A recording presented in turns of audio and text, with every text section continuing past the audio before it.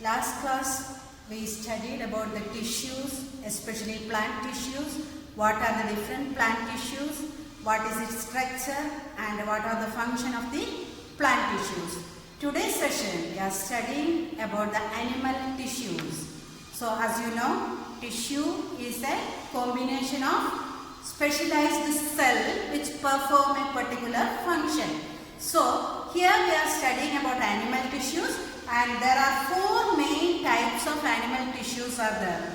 First is epithelial tissue, next one is connective tissue, third one is muscular tissue, otherwise called as muscle tissue, and the fourth one is nervous tissue or neural tissue. So first we can study about the epithelial tissue or the tissue which is covering the entire body of an organism. The outermost layer of the tissue is called as epithelial tissue.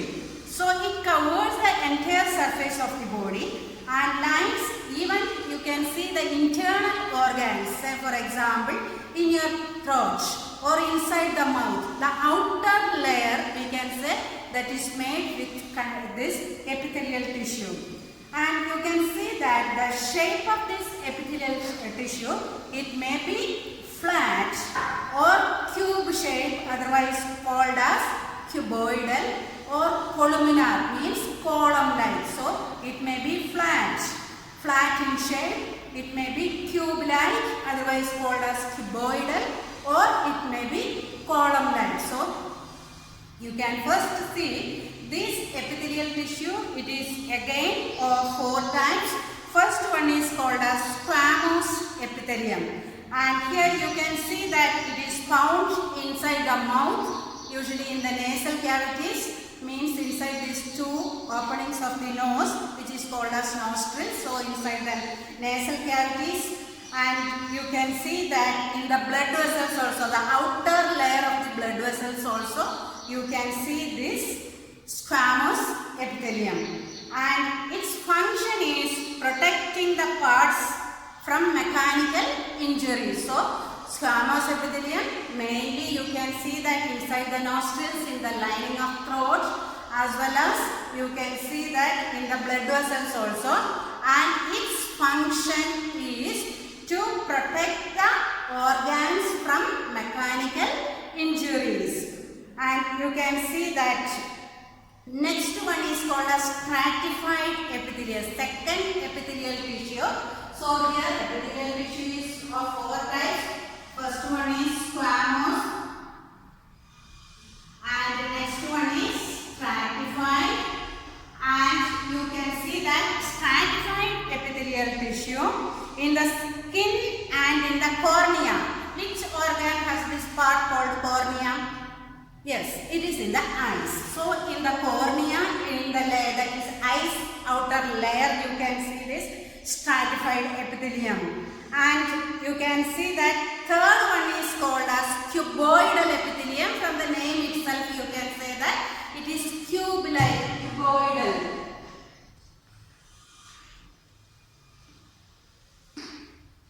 Cuboidal epithelium. And you can see you can see in the textbook, you can see the figures. So tube-like epithelium, and it is present in the kidney. Usually in the kidney region it is present. And this last one is called as columnar epithelium. And the last one, it is columnar epithelial tissue. And this columnar epithelial tissue usually contain vertically arranged, just like a column. It is vertically arranged and usually tall in size. So these cells, the columnar epithelial cells, are tall in size. And you can see that they are thread-like protoplasmic structure. So inside this, thread-like structures are there. And again it is present in the intestine, stomach, etc. Outer layer of the stomach and intestine, you can see these parts, columnar epithelial cells are present. Again this columnar epithelial cells, it is of two types. One is called as ciliated epithelium and another one is called as glandular epithelium. So two types it is there. epithelium is of two types. One is called as ciliated columnar epithelium and another one is called as granular epithelium. And ciliated columnar epithelium, you can see that it has cilia, means short like this, fine hair-like structures. These fine hair-like structures are called as cilia. So, columnated epithelium which contain these cilia or hair-like structures are called as ciliated columnar epithelium. And now let me see what is the function of this ciliated columnar epithelium. So, any particle comes, you can see that it just by the lashing movement, that is just a wave-like movement it will produce, and so it allows the materials to, or the things which comes in contact with that, it allows it to pass through that one. So that is what is ciliated columnar epithelium. Next one is granular epithelium, and it is large and it secretes certain chemical substance. That's why it is called as granular epithelium, as it is secreting some chemical substance. It is called as granular epithelium. So you can see, first once more I will tell, animal tissue is of four types, that is epithelial tissue, connective tissue, muscular tissue and nervous tissue. And epithelial tissue mainly of four types.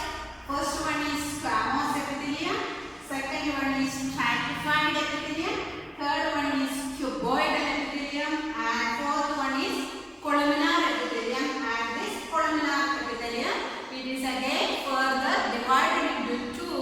One is called as ciliated epithelium and the other one is called as granular epithelium. And you can see ciliated epithelium, cilia means small hair-like structures which allow by its lashing movement, it allows certain substance to enter into the cell and to move out of the cell.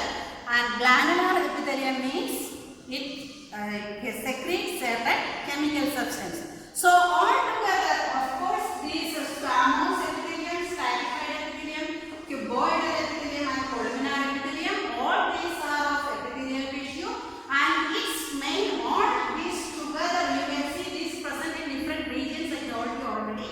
Even then, its main function is that protecting the inner layer of the tissue. So protecting, and next one is absorption, protection, absorption and secretion. These are the main three functions of these four epithelial tissues. So the total function, you can say that protection,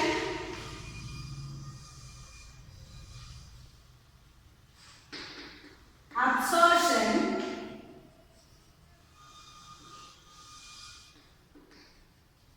and secretion.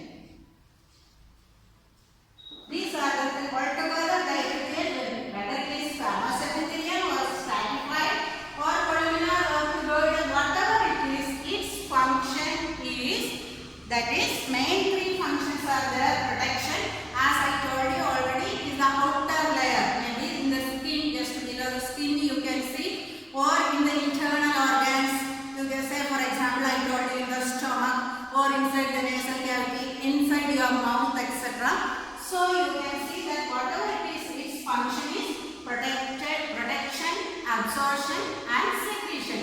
These are the function of the epithelial tissue. So just like the plant tissue, you can compare this animal epithelial tissue with epidermal tissue in plant. Epidermal tissue found in the outermost layer of the plant. Like that, here in the animal, you can see that epithelial tissue, it is the outermost layer, maybe internal organs or in the skin. So the main function is protection, absorption. Absorption, say for example in the blood vessels, the blood and the nutrients what we are eating in the foods. It may be vitamin or carbohydrate or fat or whatever it is, that is absorbing. So you can see that absorption and secretion. I told you about here, especially here. You can see it is of two types, columnar epithelium, one is ciliated and another one is granular.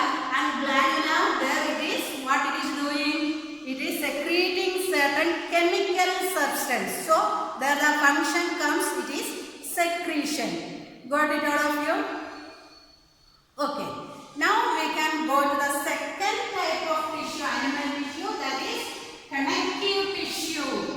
So from the name itself, you can know that what is meant by connective tissue. Yes, it is connecting one another. So in our body, you can see that the tissue which connect something to something. That is what is called as connective tissue. And what are the properties of or the characteristic features of this connective tissue? You can see that abundance means more intercellular spaces, the matrix inside the cell.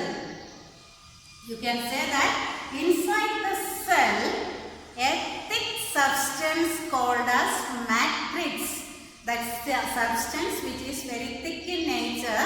It is called as matrix is present, and it is fewer in number, means lesser in number, and fibers, it is just like a fibers or thread-like structures are present. So this connective tissue, it is of three types: connective tissue proper, connective tissue. So first one is proper connective tissue, second one is supportive connective tissue,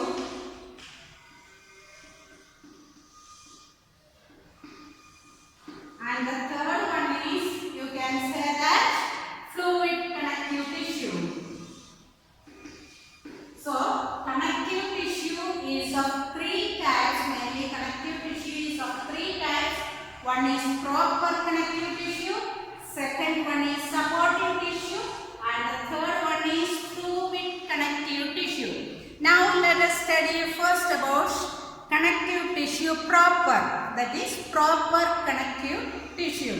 And this proper connective tissue, again it is of three types. First one is areolar tissue, next one is adipose tissue, and third one is tendon and ligament.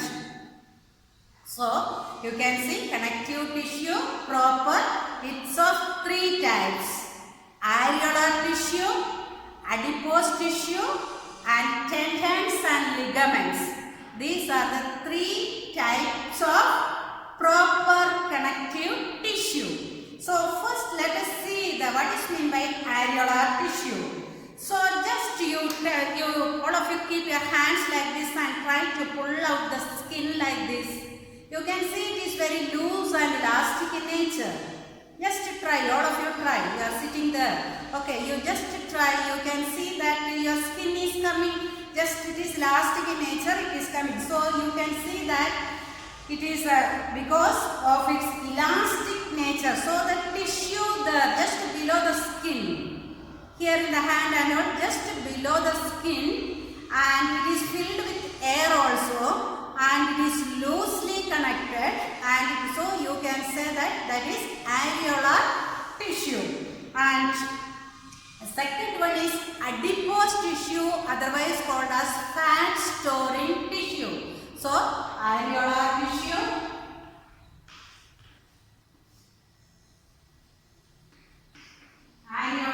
next one is adipose, and the third one is tendon and ligament. So areolar tissue is over. Next comes to the adipose tissue. There in the adipose tissue you can see that fat is stored. Suppose fat is stored, you can say that it will protect. What is the main function of this fat? To protect us against the chill or cold. So you can see it acts as an insulation for retaining the body heat. So you can say that this adipose tissue, otherwise we can say that fat tissue. These are specialized cells are present in that one, and you can see that it is under the skin, again around the kidneys, near the eyeballs, etc. It is present, and under the skin it is this adipose tissue. It acts as an insulator, I mean heat providing tissue. So you can see that you are comparing to yourself. You can see in cold condition, chill condition, you can see that those who are fat, more fat, they will feel less chill only during cold winter season because more fat is deposited under their skin. That's why you can see, that's why this tissue itself is called as fat storing tissue. Third tissue is the proper connective tissue is tendon and ligament. Tendons and ligament. And this tendon is a substance which connect a muscles to the bone. You can see in your body, say for example in your hand or in your leg, muscles are present which you call the flesh. Okay, so that is, can you say that whether it is freely in your body or is it attached to something? Yes, it is attached to the bone. So what substance that is connecting these muscles to a bone is called as tendons. So don't confuse tendon and ligament. So tendon that connects the muscles to a bone. That is the substance connecting a muscles to a bone. And again the next substance which is called as a ligament. And these ligaments are the substance that is connecting a bone to a bone. You can see that old age people and all, they will always complain about the joint pains and all. In the leg joint pain, hand joint pain and all, they very often they may complain. Can you say why? Yes, because this ligament, after a certain period of time, you can see that slowly it starts to decay. So that's why when these ligaments start to decay, what will happen? These bones, two bones, it starts to touch each other. When these two bones start to touch each other, you can say automatically first there is lower pain will be there. Finally, again you can see as days are going on, as the rubbing process continues, you can see that there will be a severe pain. So that is the third type of tissue in the connective proper tissue, that is tendon and ligament. Always don't confuse with that tendon that connects muscles to a bone, whereas ligament that is connecting a bone to bone. So that's all about proper connective tissue. Once more, you can see that areolar tissue, first type of proper connective tissue. Second one is adipose tissue, that is storing fat under the skin. Then third one is tendon and ligament. These are the three types of proper connective tissue. Next one is supportive connective tissue. In that two categories are there in supportive connective tissue. One is cartilage and another one is bone. All are familiar with bone. First let us go to what is meant by cartilage. So all of you touch your nose, children, with your two fingers. Try to touch your nose or the outer ear. How do you feel? Is it soft or is it hard in nature? Yes, it is somewhat soft, and you can see that you can pull your ears also.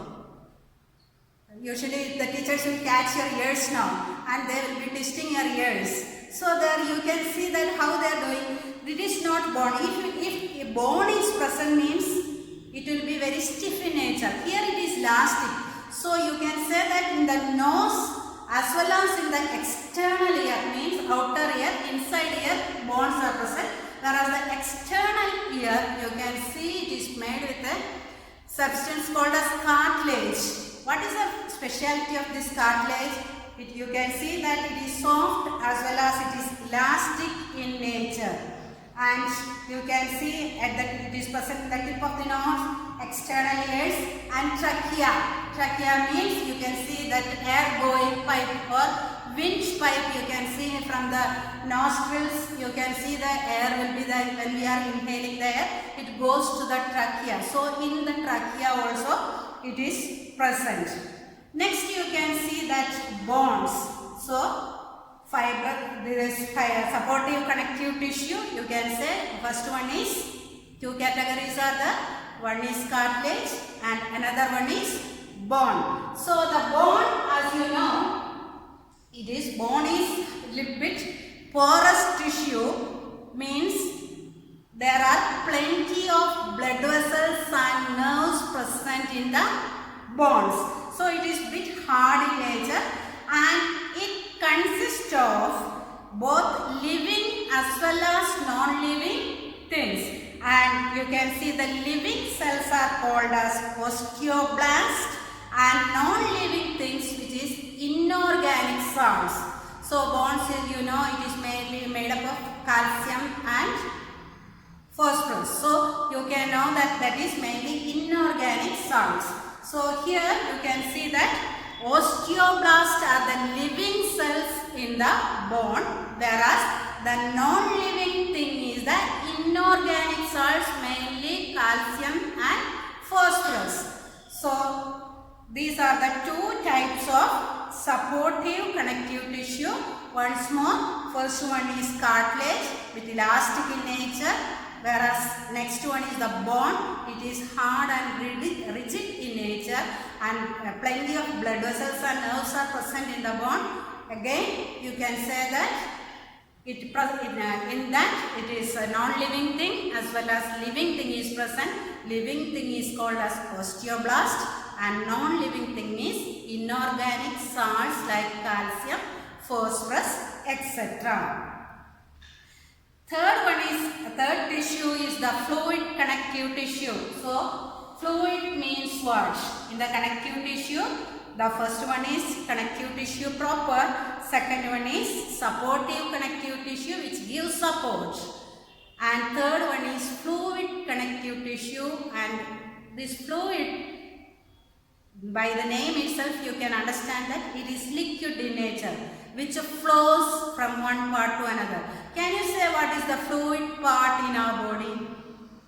Yes, it is the blood. So another substance which is called as lymph, blood and lymph. So two types of fluid connective tissue in our body. One is blood and another one is lymph. So you know that blood, you are very familiar with the blood. So what's the color of blood? Yes, it is red in color. And you can see that blood, when you are looking, it is flowing. So what are the components of this blood? Four components are there in the blood, which are the plasma, red blood cell or RBC, white blood cell or WBC, and then fourth one is platelets. These are the four components of the blood. Once more, plasma, RBC, WBC, platelets. These are the four components of the blood. So when we are looking, we can say that blood is a fluid tissue or a liquid part. In that, out of these four components, only one component is liquid in nature or flowing in nature. That is what is called as plasma. The other four components, other three components, that is RBC or red blood cell, WBC or white blood cell, and platelets. These are the three solid components which are floating in the plasma. So this plasma, you can see the percent, more than 70% is plasma. That's why blood is flowing. Otherwise you can see if it is solid in nature, the transportation is very difficult. So as it is liquid in nature, easy transportation is possible. So you can see now let us see that RBC, what is the function of RBC or red blood cell? It carries oxygen from you can see from lungs to all parts of the body through the blood. So you can say RBC's function is to carry oxygen from lungs to all parts of the body. And next one is WBC. WBC, its function is to fight against the disease causing germs. Suppose a any foreign body enters into your body. External particle. You can see immediately the WBC in our body will fight against these disease causing germs. And next one is called as platelets, another solid component. And this platelets, what is its function? Its function is to clot the blood. You can see, suppose while you are playing and or suppose you have hurt your body and any wound is happening, you can see from that blood start to come out. But you can see within 2 or 3 minutes the blood started to clot there. In the opening there you can see that blood started to clot. This clotting happens due to the presence of platelets. So you can say that the next component, that is lymph. Blood is the one of the fluid connective tissue. The next one is lymph. Lymph is just like the blood only, but it is colorless. You know, blood is red in color, whereas the hemoglobin is present plus RBC, red blood cells are present. Whereas this lymph is a blood-like liquid or fluid which is colorless in nature. Colorless because red blood cells are absent in this lymph. That's why. So these are the two types of fluid connective tissue. First one is blood and the next one is lymph. And the function of this both tissues, I mean blood as well as lymph, is one is transportation and the next one is immunity. So lymph mainly provide immunity to our body, plus WBC also gives immunity, and so transportation and providing immunity, these are the two main function of this fluid connective tissue. The third type of tissue, that is muscular tissue or muscle tissue. So in our body muscles are present. So that is the third type of tissue, that is the muscular tissue, otherwise called as muscle tissue, present in the body. And these are also of three types. One is striated, otherwise called as voluntary muscles. Second one is unstriated or unstriped or involuntary muscle, and third one is cardiac muscles. Tissue are of three types. One is striated, otherwise called as striped or voluntary muscles. First let us see what it is. You can see that the muscles which have striations, suppose this is the muscle tissue, small striations are like this. It is called as what? Striped muscles or voluntary muscles, usually present in the hands, legs, etc. Why it is called as a voluntary muscle? Because it is under the control of one's will or animal's will. See, you are writing, you are running, or you are walking. You in between you are thinking that I want to stop this writing. You can, your muscles, you can control your muscles and you can stop yourself there. That is why it is called as voluntary muscles, the muscles which are the control of animals' will. It is called as voluntary muscles. So usually present in the legs, hands, etc.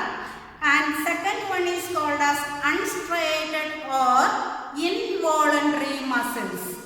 You can see the present in the muscles of your stomachs. As you eat the food, you can see 3 to 4 hours, the first part you can see in the digestive system, you can see that in the stomach. 3 to 4 hours what you had in the morning, say for example, in the morning you had breakfast. So 3 to 4 hours you can see it will be in the stomach and a fine churning process will be going on. After eating the food, you are thinking that I want to stop the churning process in your stomach, means can you stop it or can you control that one? No, it is not possible. So what is the type of muscles present in your stomach? Yes, it is involuntary muscle. Why it is called involuntary muscles? Because it is not under the control of one's own will. You cannot control that muscles. Such muscles are called as what? Involuntary muscles or unstriated muscles. And what is it? You can see that they are uninucleated. One nucleus is present and it is spindle shaped. Both end is tapping like this. So it is, and a single nucleus is present. So it is uninucleated and both ends you can see that it is tapping at the both ends. So it is not under your control. Third one is called as cardiac muscles. From the name itself you know where these muscles are present. Yes, it is in the heart. It is located in the heart of a person. So you can see heart muscles continuously it is working. What is the specialty of this heart muscles? It will not get tired. That is from your birth till your death. You can see it is a continuously working machine. So these muscles, the specialty of these muscles is that it will not get tired. So you can say that stripes are present there, plus it is branched. You can see that it is nucleated, means nucleus is present, stripes or striations are present, plus it is branched. And you can see that it will not get more fatty deposit, means the size of the heart. You can see it is the size of your fist, isn't it? So you can see that just like other organs grow in your body, the heart size will not increase because it is a continuously working machine. So these are the three types of muscle tissue. First one is voluntary muscle, second one is involuntary muscle, and third one is cardiac muscles. Now go to the last type of tissue in this lesson, that is called as nervous tissue, otherwise called as neural tissue. So you can see the entire nervous system in a body. The system which contains these nerves is called as nervous system, and what is its main function? To transmit the messages or impulses from one part of the body to another. So you can say that it contains these cells called as nerve cell or neuron or nerve cell. So let us see how the structure is. Nerve cell, it contains, you can see a head-like region. So here this region entirely it is called as cytone or cell body, in that a nucleus is present, and here at the ending you can see few branches like this which is called as dendrites, and one of these dendrites is long in nature, it is very long in nature, and this is called as axon, and its outer side you can see that a covering is there like this, and it is called as myelin sheath, and at the end again you can see it will be branching, again it forms another nerve cell, this is called as nerve ending, and each one again it will form another nerve. So this is the main parts of a nervous tissue, that is it has a central body which is called as cell body, then again the middle nucleus is present, and again you can see fine branch like your hair-like structures which is called as dendrites, and one of its branch is long and is called as axon. The long branch is called as an axon, and again you can see this axon is covered with a sheath, a covering which is called as myelin sheath. These are the structures of this nervous tissue. The nervous tissue is otherwise called as neuron, and you can see that it is, what is its function? Its function is concerned with the perception and response to the animals. So you can see very body is responding to heat, cold, pain, or see now I am teaching to you, you are listening to that one, it is reaching your brain. All these things very soon you can see that these perceptions are reached because of the nervous tissue. So by that this chapter ends. Once more we can recall what we have studied today. All are remembering. So today we studied about what? Yes, it is about animal tissues. So previous class we studied about plant tissues, and here we studied about once more about animal tissue. Animal tissues are of, you can see that 4 types of animal tissue.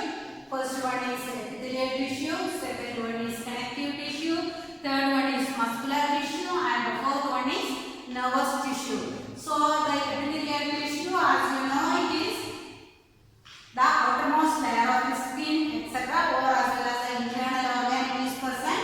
And 4 main types of epithelial tissues are the squamous epithelium, stratified epithelium, cuboidal epithelium, as well as columnar epithelium. And the columnar epithelium, you have already learned that there are 2 types. It is the one is called as ciliated columnar epithelium, and the other one is glandular epithelium. And again you can see the function of this epithelial tissue altogether, whether it is squamous, stratified, cuboidal or columnar. Its main function is protection, absorption and secretion. These are the main function of epithelial tissue. And second tissue, that is called as connective tissue. From the name itself you know it is connecting one tissue to the another. And there are 3 types of connective tissues are the proper connective tissue, supportive tissue and fluid tissue. And proper connective tissue, that is again of 3 types, that is angular tissue, adipose tissue, tendons and ligaments. Second tissue is called as supportive tissue.